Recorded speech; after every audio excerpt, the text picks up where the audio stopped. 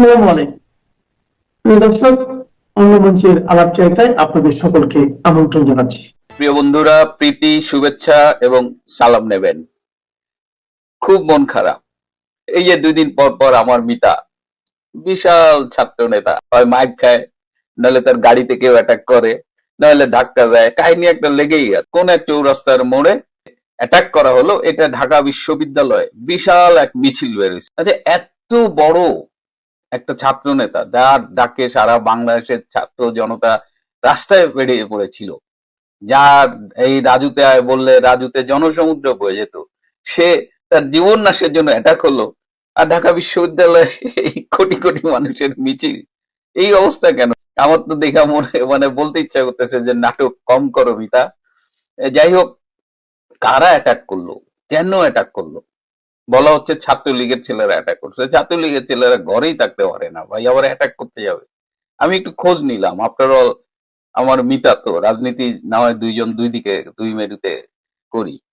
খোঁজ নিয়ে যেটা জানলাম সেটা হলো একেবারে কেঁচো খুঁড়তে গিয়ে সাপ বের হয়ে গেছে।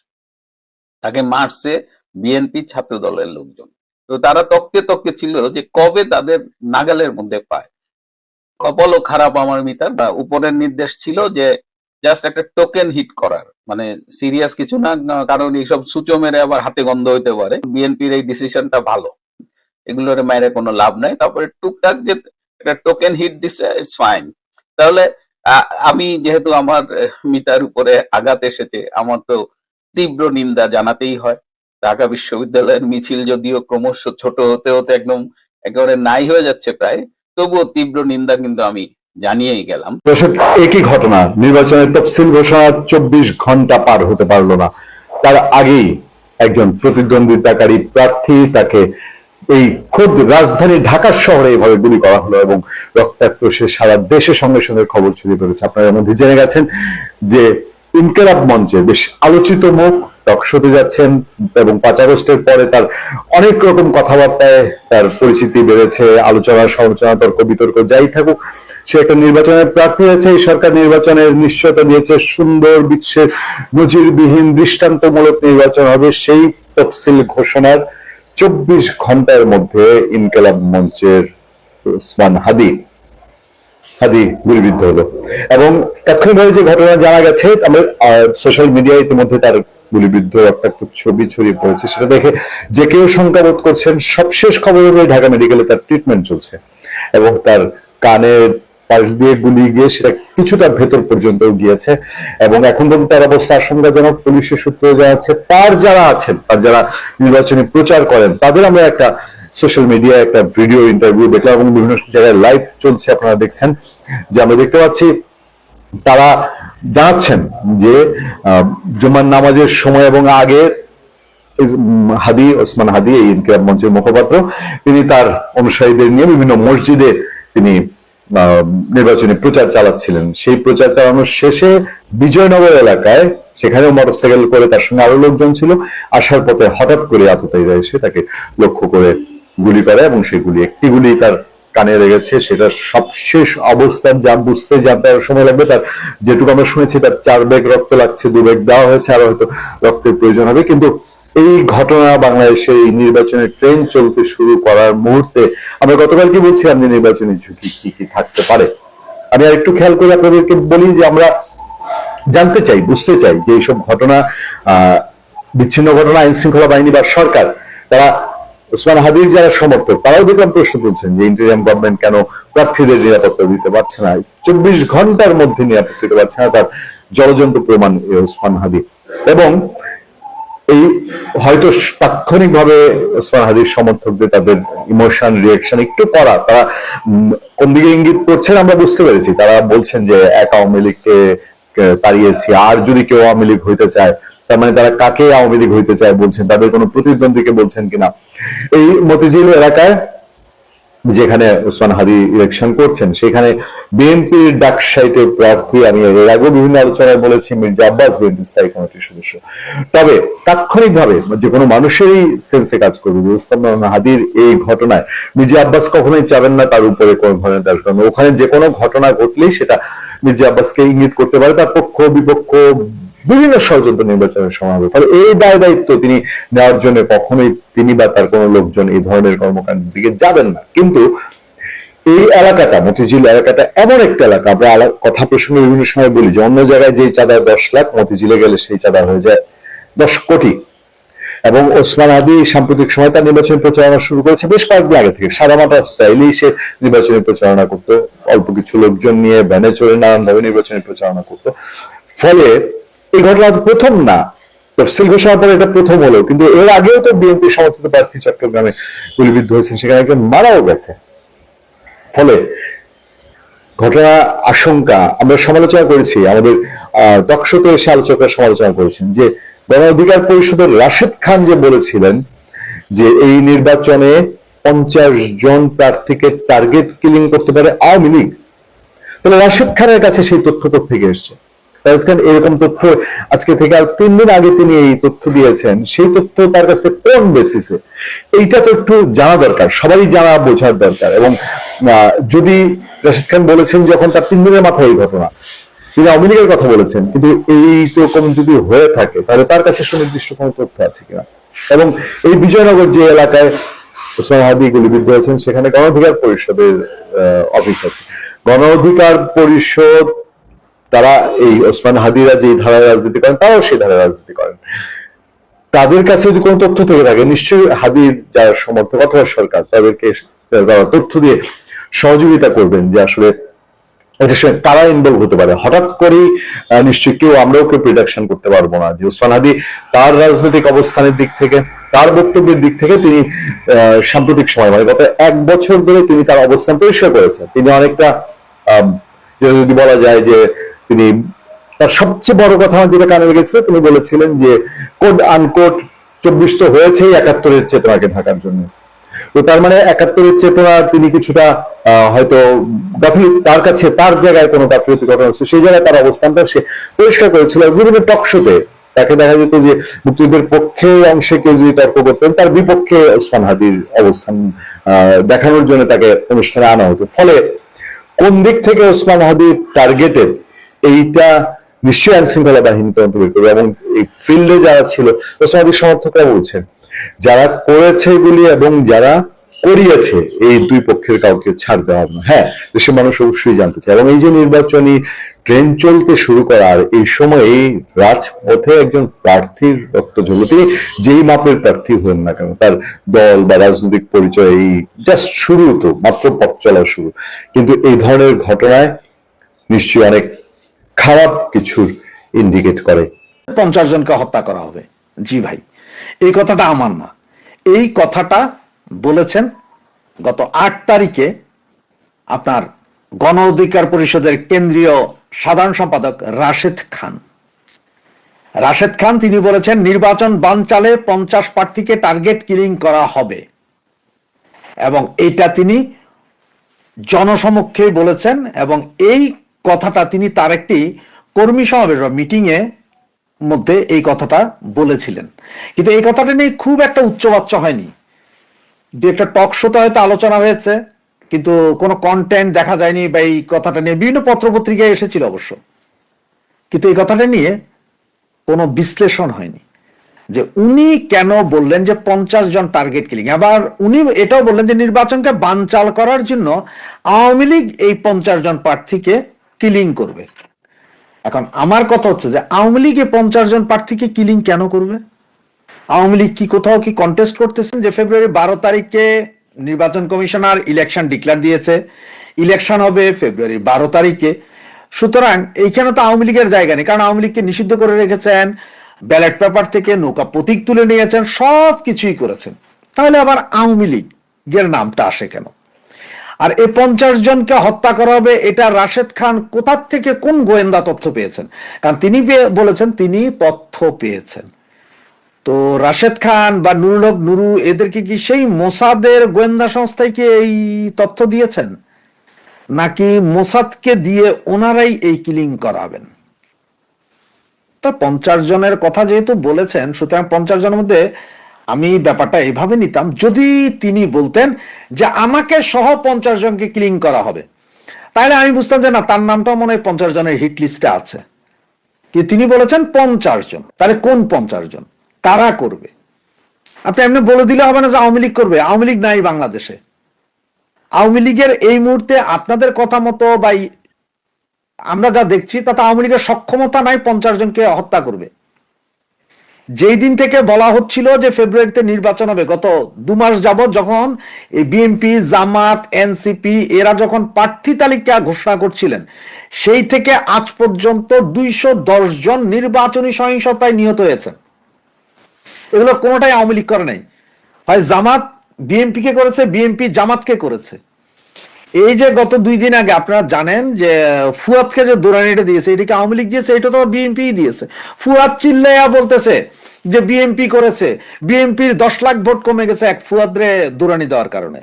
সুতরাং এই target killing mission, target killing করতে পারে বাংলাদেশের সক্ষমতা আছে একমাত্র জামাত ইসলামের। কারণ তাদের কাছে স্নাইপার আছে, তাদের কাছে পাকিস্তানের গোয়েন্দা সংস্থার লোকজন আছে, তাদের সাথেই যোগাযোগ আছে। তার কিসের?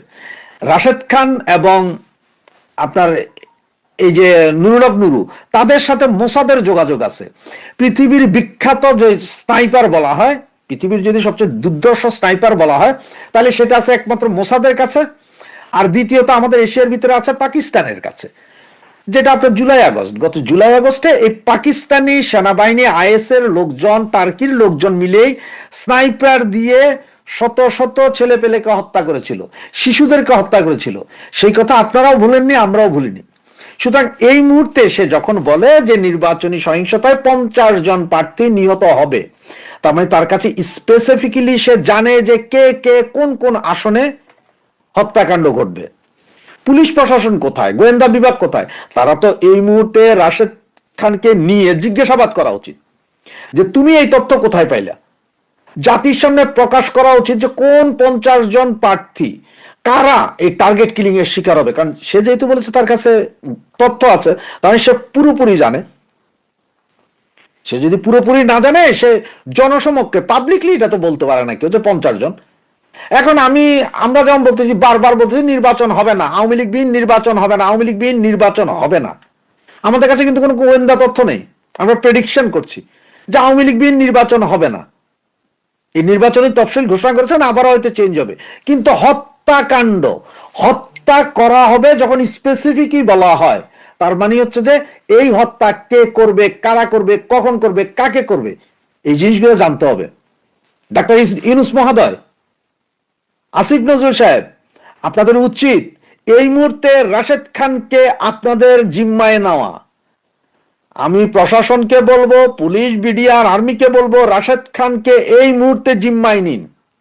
তার কাছ থেকে জানুন যে কোন 50 জনকে হত্যা করবে এবং কারা হত্যা করবে। এবং এই হত্যাকাণ্ডের পেছনে, কারণ এটাও জামাতের একটা খেলা, এবি পার্টি বলেন, গণ অধিকার পরিষদ বলেন, আর যেটাই বলেন সবগুলোই জামাতের A team, B team, C team. সুতরাং ওরা নিজেরাই করতেছে এটা। এখন আমার তো মনে হয় যে রাশেদ খান, জামাত এরা এক হইয়া এরাই এই হত্যাকাণ্ড ঘটাবে। কারণ মোসাদ কাদের সাথে যোগাযোগ করছে? মোসাদ যোগাযোগ করছে রাশেদ খান আর নুরুর সাথে। পাকিস্তানের আইএসআই কাদের সাথে যোগাযোগ আছে? পাকিস্তানের টার্কি, জামাতের সাথে। তাইলে এখন এই টার্গেট কিলিংটা করতে পারে কারা?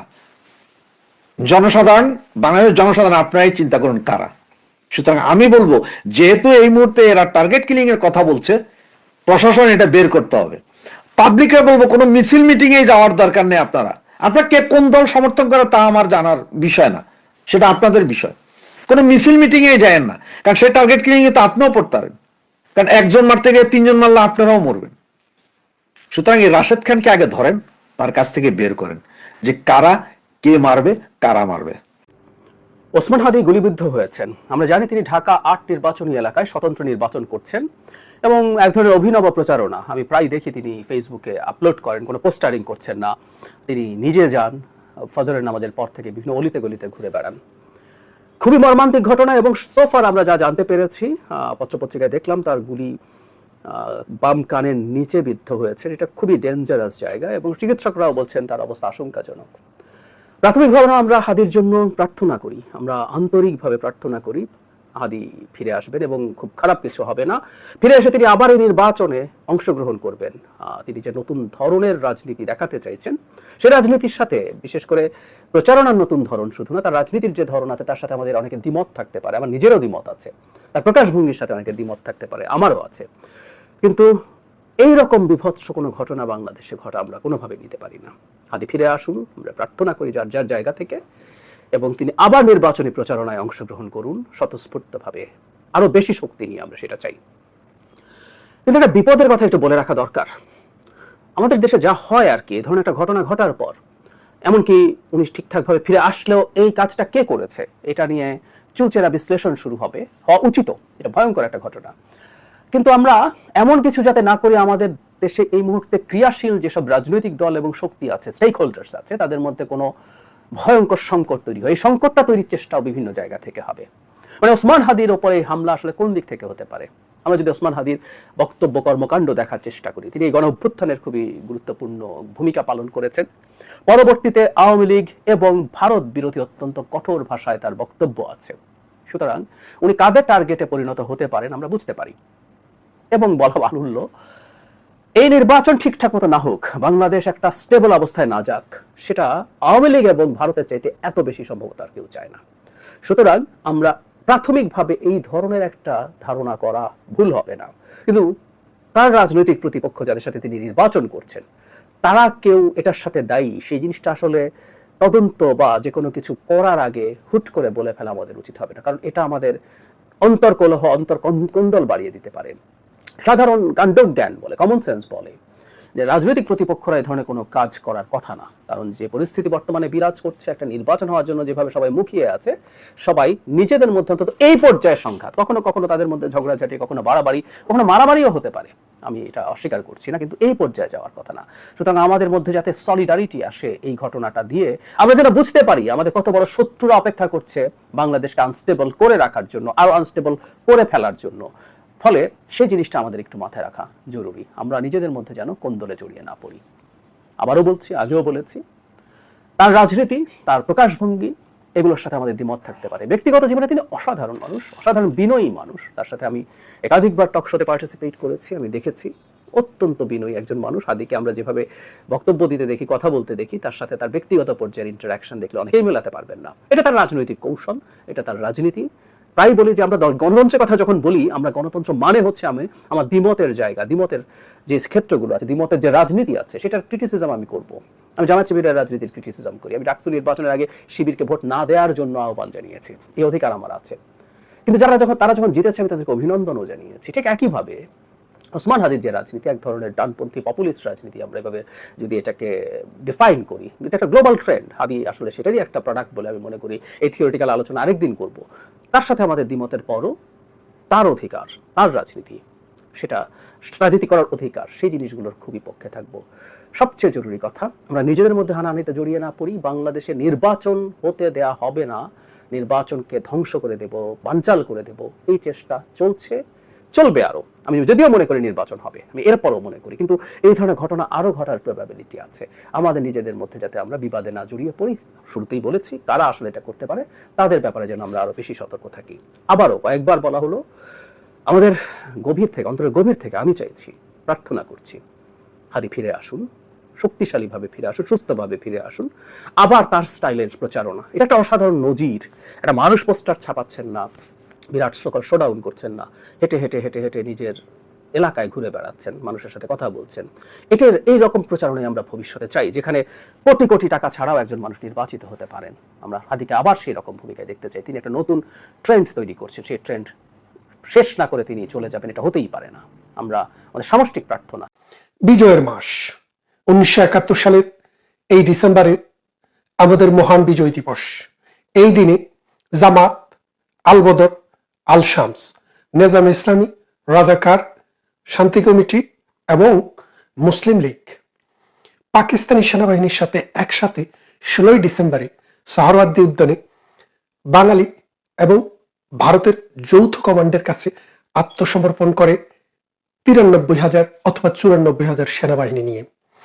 সেদিন থেকে ভারতের প্রধান শত্রু বাঙালিরা হচ্ছে দ্বিতীয় শত্রু। এখন এই যে পাকিস্তান ভারতকে প্রথম শত্রু, বাঙালিকে দ্বিতীয় শত্রু ভাবে, এর কারণটা কি? এর কারণটা মূলত এখানেই নিহিত, যে 1971 সালে তারা নাকে খত দিয়ে মাথা নত করে পায়ের কাছে অস্ত্র রেখে সারেন্ডার করেছিল। সেই সারেন্ডার দলিলে স্বাক্ষর করেছিলেন তিনি কাদের পক্ষে? রাজাকার, আল বদর, আল শামস এবং এই জামাতে ইসলামের পক্ষে। তো এখন পাকিস্তানের যে গাত্রদাহ, বাংলাদেশ সৃষ্টির পরে জামাতে ইসলামী কিন্তু বাংলাদেশে চলে এসেছে। বাংলাদেশের পতাকা, বাংলাদেশের জাতীয় সঙ্গীত, মানচিত্র সবকিছুই তারা মেনে নিয়েছে। গত 53 বছরে, বিশেষ করে 91 পরবর্তী সময়ে আমরা দেখে এসেছি জামাতে ইসলামকে বিভিন্ন জায়গায় বলতে যে আমরা তো বাংলাদেশ বিরোধী নই, আমরা তো পাকিস্তানের নয়, আমরা পাকিস্তান প্রেমী নয়, আমরা মুক্তিযুদ্ধ বিরোধী নয়, তারা বলে এসছে। কিন্তু বিএনপিও এক পা বাড়িয়ে বলতো যে এই মহান স্বাধীনতার যে ডাক, এই ডাকটা দিয়েছিলেন জিয়াউর রহমান। তারা বলতেন সত্য মিথ্যা সেটা নিয়ে একটা ভিন্ন ডিবেট আছে, সেই ডিবেটটাতে আমরা কখনো বিশ্বাস করি না জিয়াউর রহমান মুক্তিযুদ্ধের ডাক দিয়েছেন। হ্যাঁ, তিনি মুক্তিযুদ্ধের একটি ঘোষণা 27 তারিখে পাঠ করেছেন। এই স্বাধীনতার মাসে রাজাকার, আলবদররা যখন এখন দেশপ্রেমিক, মুক্তিযুদ্ধের সপক্ষের কোন শক্তি যখন ক্ষমতায় নেই, ইভেন বিএনপিও যখন ক্ষমতায় থাকে, যেহেতু বিএনপির প্রধান জিয়াউর রহমান 1971 সালের মহান মুক্তিযুদ্ধে অংশগ্রহণ করেছিলেন এবং বিএনপিতে অসংখ্য মুক্তিযোদ্ধা যারা আর্মি থেকে মুক্তিযুদ্ধে জয়েন করেছিল, তাদের একটা বিশাল গোষ্ঠী বিএনপির সাথে জড়িত ছিল। আর যারা সিভিলিয়ান মুক্তিযোদ্ধা, তাদের অল্প পরিমাণ অংশ বিএনপির সাথে জড়িত ছিল। যার কারণে বিএনপি যখন ক্ষমতায় থাকে, চাক বা না চাক, যেহেতু মুক্তিযোদ্ধাদের একটা চাঙ্ক অফ মুক্তিযোদ্ধা সেখানে ছিল, এই রাজাকার, এই আলবদররা তখন কিন্তু মাথা উঁচু করে কথা বলতে পারেনি। কিন্তু এখন বিএনপিও নেই, আওয়ামী লীগও নেই, ক্ষমতায় আছে ডক্টর ইউনূস, যিনি নিজেও একজন স্বাধীনতা বিরোধী হিসেবে আমরা দেশে প্রতিষ্ঠিত হতে দেখেছি। কারণ তিনি ক্ষমতায় এসে বলেছিলেন যে তিনি রিসেট বাটন করবেন। তো রিসেট বাটনটা কি? ভারত আমাদের বন্ধু রাষ্ট্র ছিল। ভারত শুধু আমাদের বন্ধু রাষ্ট্র নয়, ভারত কিন্তু আমাদের প্রতিবেশী রাষ্ট্র। ভারত 1971 সালের মহান মুক্তিযুদ্ধে আমাদেরকে শুধু সাহায্য করেছে তা না, আমাদের সাথে কাঁধে কাঁধ মিলিয়ে যুদ্ধ করেছে।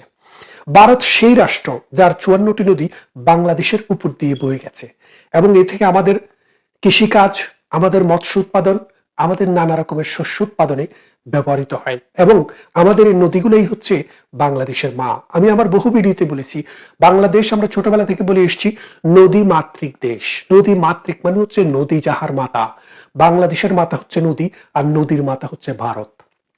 এই ভারত আমাদের কাছে বন্ধুপ্রতিম রাষ্ট্র এবং আমাদের প্রতিবেশী রাষ্ট্র, কিন্তু পাকিস্তানের কাছে 1 নম্বর শত্রু। আর সাথে সাথে আপনি এই রাজাকার, এই আলবদর, এই আল শামস, কপালে পাকিস্তানের চিহ্ন আঁকা যে সব নতুন নতুন পাতি নেতার, অবশিষ্ট নেতার আবির্ভাব হয়েছে, তাদের আর দেখেন না এখন পাকিস্তানের প্রেমে কতটা মশগুল? কেন মশগুল?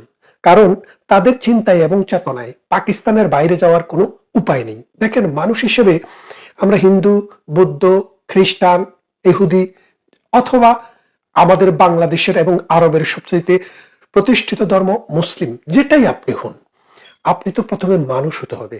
মানুষের প্রথম কাজ হচ্ছে মা, মাটি এবং মাতৃভূমি। যারা মা এবং মাটি, মাতৃভূমিকে ভালোবাসে না, তারা মানুষ না, তারা পশু। যারা অন্য দেশের, যাদের কাছ থেকে যুদ্ধ করে আমরা দেশ স্বাধীন করেছি, তাদেরকে যখন তারা তাদের মা মনে করে, তাদের মাটি মনে করে, তাদের মাতৃভূমি মনে করে, তাদের চাইতে কুলাঙ্গার এই বাংলার জমিনে না, পৃথিবীর কোথাও জন্ম যেন না হয়। এখন এই পাকিস্তান পতাকা, চাপ্তারা মার্কা, পতাকা মার্কা লোকেরা আজকাল বলছে, এই যে মনে করেন পাগল, বাটপার, অসভ্য একটা আছে না কি, কাজী ইব্রাহিম, যার সাথে জিনও কথা বলে, নানান রকমের চটুল কথাবার্তা বলে। আমার কাছে মাঝে মাঝে ধারণা হয় সে মনে হয় কোনো পতিতালয়ের দালাল টালাল হবে, কারণ তার কথাবার্তা কিন্তু এমন বাটপারি। আপনি যদি দেখেন শেখ হাসিনার সময়ে কি সুন্দর সুন্দর বঙ্গবন্ধুকে নিয়ে কথা, শেখ হাসিনাকে নিয়ে কথা, আবার দিন বদল হয়ে গেছে, তার কথাও বদল হয়ে গেছে। মুসলমানের দিল এবং মন কখনো এটা এই সিজনে সিজনে বদলায় না। এটা সব সময় সত্যের প্রতি, ন্যায়ের প্রতি, দেশ মাতৃকার প্রতি একরকমই থাকে। এই বাটপাতদেরকে আমরা প্রতিহত করেছি 71-এ, আবার আমরা প্রতিহত করব এই মহান বিজয় দিবসে। ভারতের বিরুদ্ধে আজকে যেই সব স্লোগান বাংলাদেশে হচ্ছে, ভারতের বিরুদ্ধে বলে যে কি, তার চোখ রাঙা নিয়ে যদি ভারত ভয় পায়, আমি চাই দিল্লিতে পৌঁছুক। হারে, পেশায় রাষ্ট্র করে পরে পেলে কোনো ছুতা, জানো না সূর্যের সাথে আমার শত্রুতা। হ্যাঁ, পেশার চোখের সাথে সূর্য মিলিয়ে ফেলে। এই পেশাদের আনাগোনা বাংলাদেশে নয়, পৃথিবীর নানান প্রান্তেই আছে।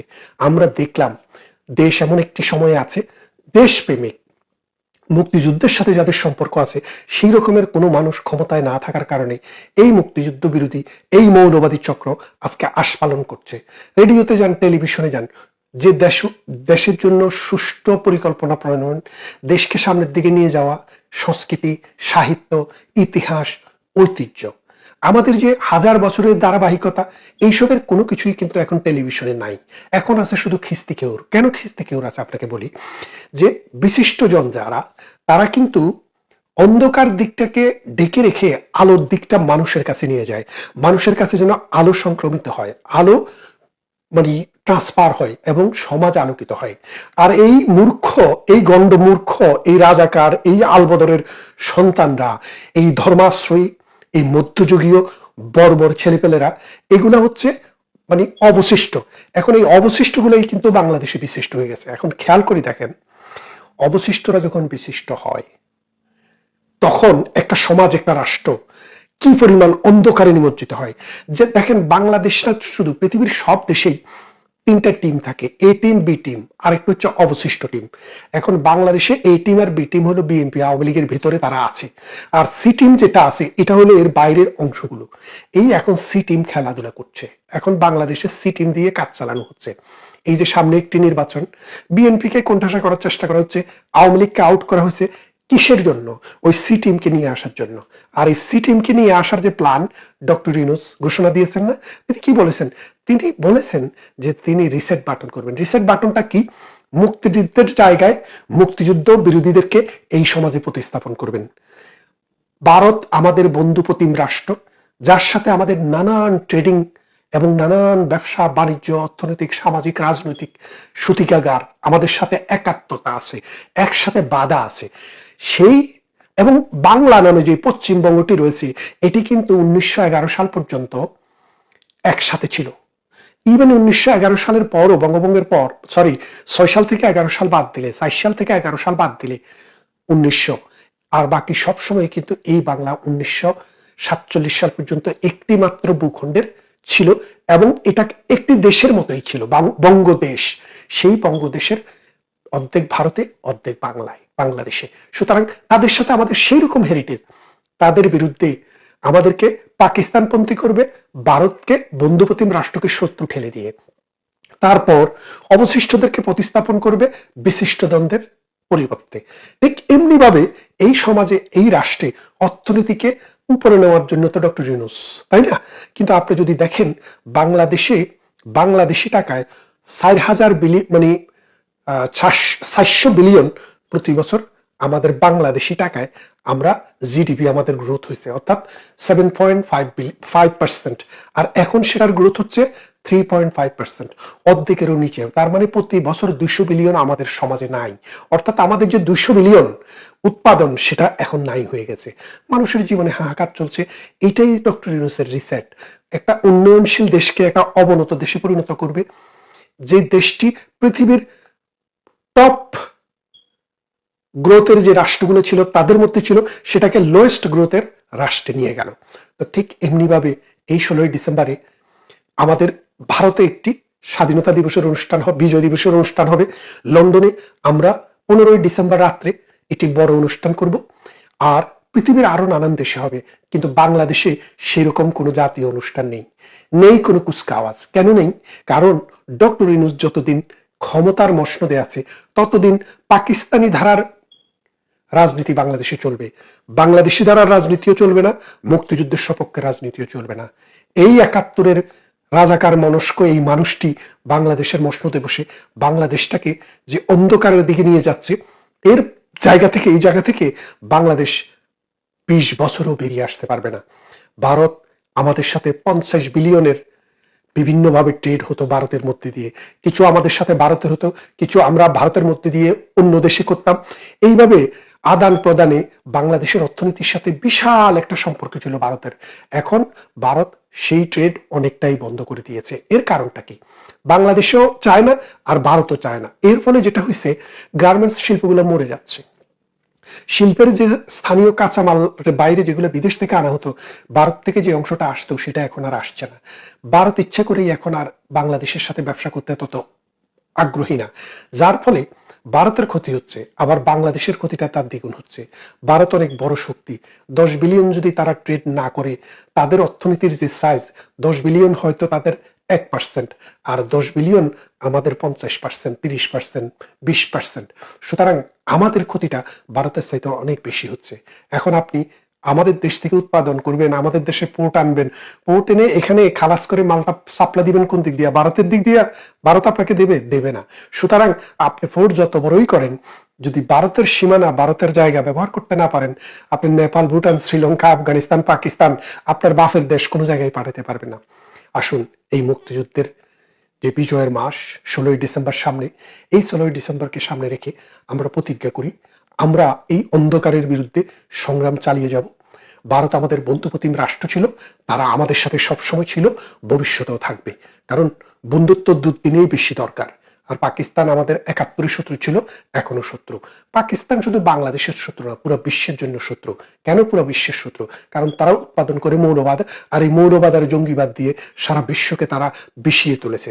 যার কারণে পৃথিবীর কোনো দেশে যাইয়া যদি আপনি ফাঁকি বলেন, এটাকে তারা গালি মনে করে। খেয়াল করে দেখেন, বাঙালিকে বাঙালি বললে কিন্তু কেউ এটাকে গালি মনে করে না। পাকিস্তানিদেরকে যদি ফাঁকি বলে, তাহলে কিন্তু তারা এটাকে গালি মনে করে। কেন মনে করে?